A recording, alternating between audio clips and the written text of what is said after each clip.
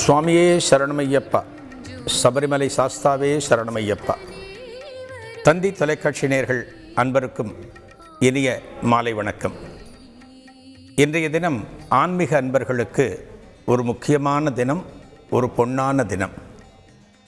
தை மாதத்தின் முதல் தினமான இன்றைய தினம் உலகெங்கும் இருக்கக்கூடிய ஆன்மீக அன்பர்களுக்கு ஐயப்பனின் மகரஜோதி தரிசனம் என்பது கிடைத்தற்கரிய ஒரு அற்புதமான ஒரு பேர். இருந்த இடத்தில் இருந்தவாறு ஜோதி சொரூபமாக தரிசனம் தருகின்ற அந்த ஐயப்பனை இன்றைய தினம் நாம் தரிசிக்க இருக்கிறோம். இன்னும் சற்று நேரத்திலே, அதாவது சுமார் 1 மணி நேரம் கழித்து சுமார் 6 மணி வாக்கில் இந்த ஜோதி தரிசனமானது நமக்கு தெரியும்.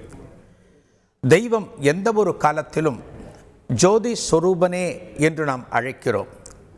திருவண்ணாமலையில் தீபம் ஏற்றுகின்ற காலத்திலே அந்த தீபத்தை அண்ணாமலையான நாம் போற்றுகிறோம்.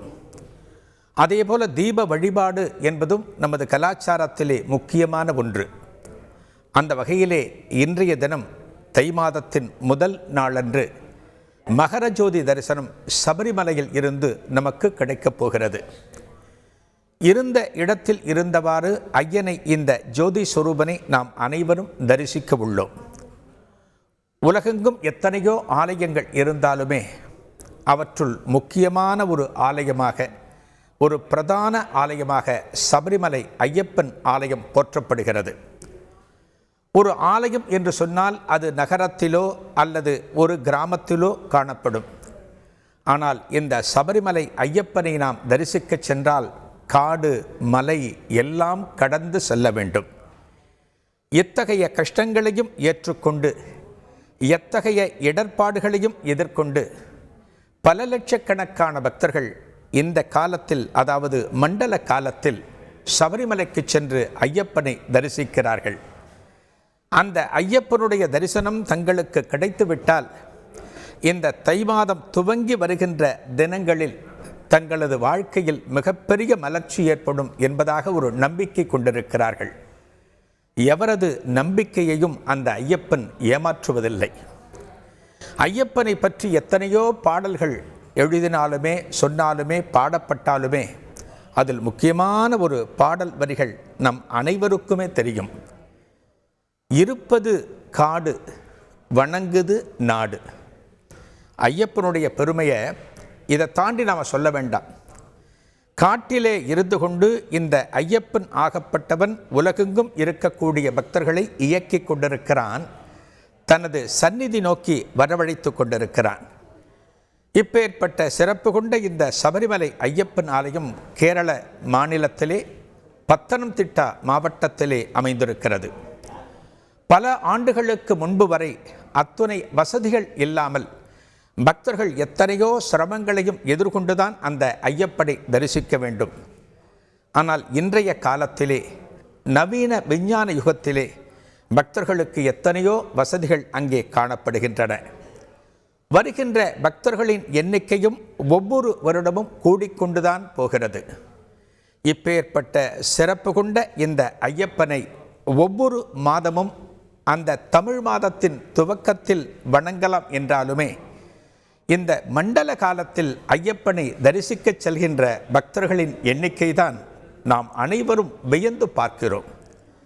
ஒரு கூட்டம் இருக்கின்ற ஆலயத்திலே இந்த சமயத்திலே நாம் போக வேண்டுமா என்று பலரும் தோன்றலாம். ஆனாலும் இந்த கூட்ட காலத்திலே தான், இந்த மண்டல காலத்திலே தான் அந்த ஐயப்பனை தரிசிக்கச் செல்ல வேண்டும் என்று கார்த்திகை முதல் தேதி மாலையிட்டு ஒரு மண்டல காலத்திற்கு விரதம் இருந்து அந்த ஐயப்பனை தரிசிக்கச் செல்கிறார்கள். அந்த ஐயப்பனின் தரிசனம் கிடைத்த பின்னால் அவர்கள் மனதில் ஏற்படுகிற அந்த ஆனந்தம், அந்த சந்தோஷ வெள்ளம் அளவே கிடையாது. அப்பேற்பட்ட சிறப்பு கொண்ட அந்த சபரிமலையைத்தான் தற்போது நாம் பார்க்க உள்ளோம். இதோ இந்த மகரஜோதி தினத்திலே எத்தனையோ அன்பர்கள் அங்கே கூடியிருக்கிறார்கள். இத்தனை அன்பர்களும் அந்த ஐயப்பனது மகரஜோதி தரிசனத்திற்காக காத்து கொண்டிருக்கிறார்கள்.